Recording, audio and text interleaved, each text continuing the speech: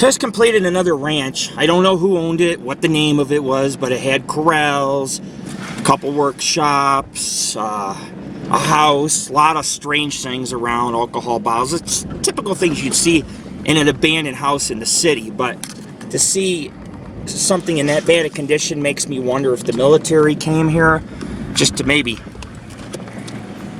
If the military came up here to party. We once had to abandon my friend's vehicle. Well, guess what? The military came around and probably been here and shot it up. The military shot it up down in Florida because it was on military property, and they just totally abused my friend's vehicle. This looks like a... Well, you see, just a blank foundation. That's all. But you got to go down these little driveways and houses if you want to find remnants of the ghost town of Dixie Valley. So I need to head towards these trees up here and look around, because the road also goes here and cuts down, and they all meet. They're all perpendicular to one another, so every section that has cottonwoods was a ranch site. Ranches always built their cottonwoods. I also found some springs at that house, and what I was trying to say earlier, there's nothing there, but what I was trying to think earlier is every ranch I found, every abandoned house has springs. Every one of them. Because this valley's loaded with springs, and that's why they built ranches and stopped the borax mining. Mining was not profitable, but living here, building a farm, was. This land's fertile. In the spring, it's all green. There's grass and meadows, and there's cows grazing and wild horses. That place had a chicken coop because they had chicken coops and sheep and cattle. And they also grew 4 or 5 types of crops in this valley for the miners of Stillwater and Fallon. Places like Fairview and Wonder, which had, and Hercules, which had anywhere from 100 to 2,500 people living there. I'll see, there's that tank and shit. Or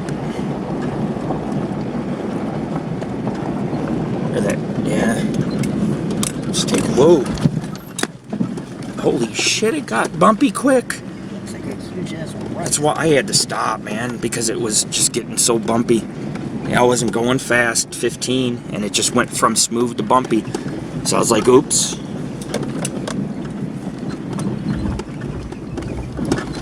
Oh, the roots in this road are huge. I didn't take this back way in before. Oh, that's deep. You get stuck in that, you're screwed. One over here again. Whoa. Side now. Oh my god, I'm playing dodge the fucking pothole. I've been here with Jared with the bus. I don't remember that military vehicle, do you? Didn't find any paranormal here, but I noticed that the fencing, the big steel fencing around that property where the corrals were dented like something was trying to get its way in. I don't know, it was weird. I've never seen mangled steel and metal like that.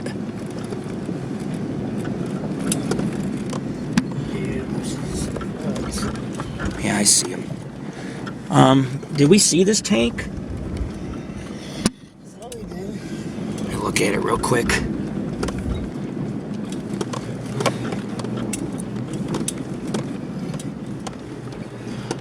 Get to some solid road up here too, you know what I mean? Wow. That's some rough shit. I think we did, but I'll still go get my pick while I'm here and heading out. Just about done with Dixie Valley. Oops, here goes my drink. Ugh. Yeah, I think I remember being here.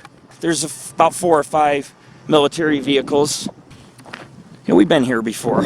This is heading on our way out. I took another road, and it was nice because I visited I visited 1, 2,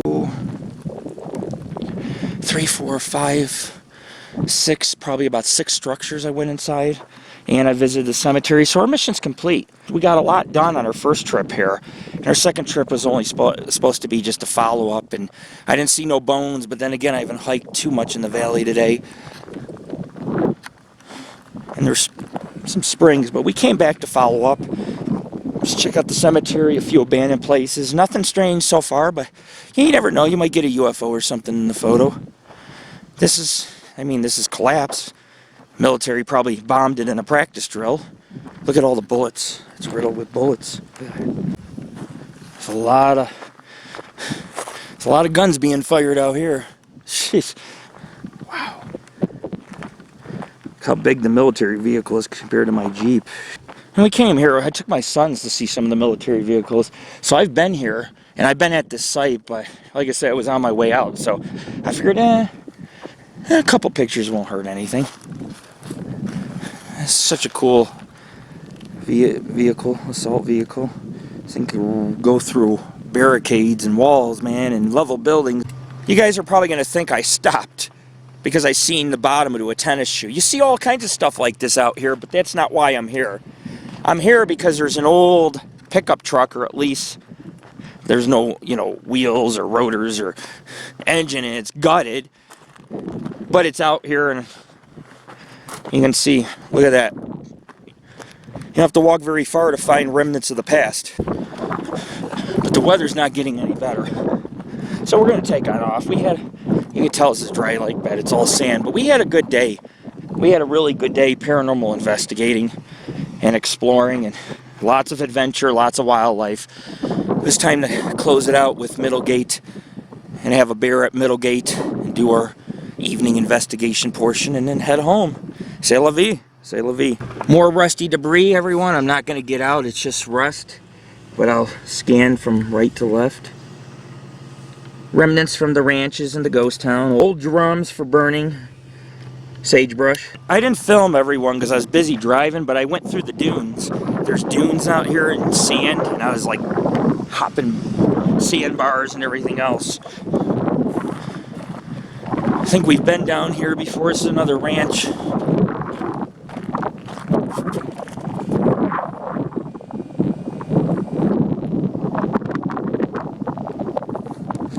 Hey everybody, look, it's a Jeepers Creepers Meatmobile. That's the Meatmobile. Actually, it's a military vehicle with no wheels or anything. It's gutted, just sitting up on high up, overlooking the whole valley. I'll tell you what, folks, when I was in the one workshop at that abandoned house, it smelled like inside a dead body. It smelled like death. I don't know if somebody was murdered in there or it was a dead body, but it stunk. I could not go in there. There was canned goods or glass and beer bottles, so obviously somebody put a lot of bacteria into that little workshop. Not good. But it gets dark as the sun goes behind the mountains much quicker here, so we got to get to Middlegate, and that's what we're doing right now.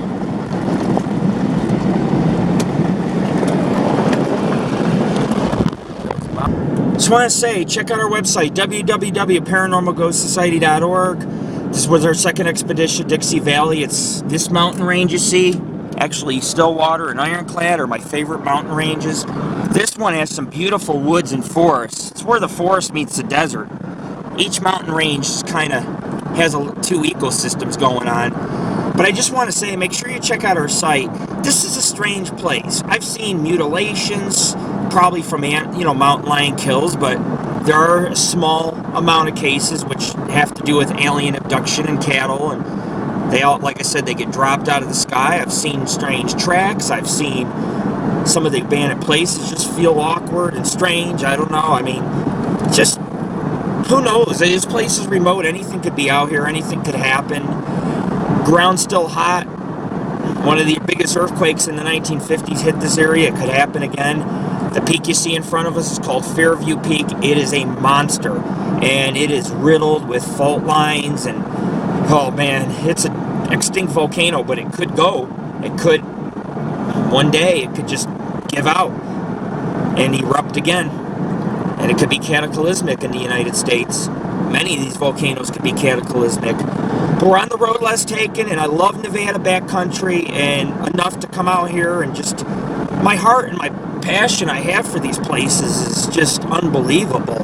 I care about them enough to share them with everybody, but I also enjoy them for what they are. There's a certain freedom and respect that comes with, exploring a place like this. And some people have it and some people don't. And today we've gone We've driven along cliffs and over mountains and checked out abandoned ranches and a cemetery and a couple ghost towns. And I drove so close to a group of cattle, I could have pet them out the window.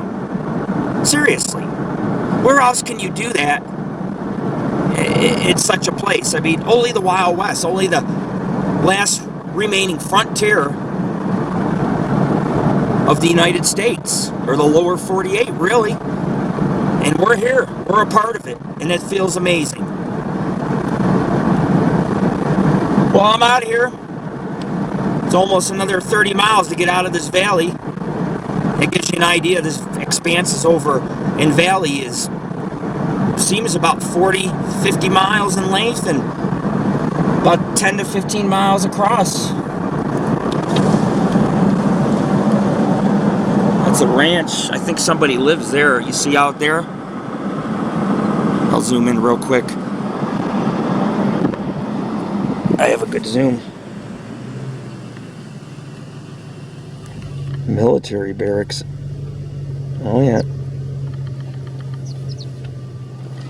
Oh yeah. Cool. Yeah, they train out here, so that would make sense to have military vehicles, and some of the colonels live out here. There's about 4 different ranches or military personnel I read that live out this way and restored some of these ranches and made them homes.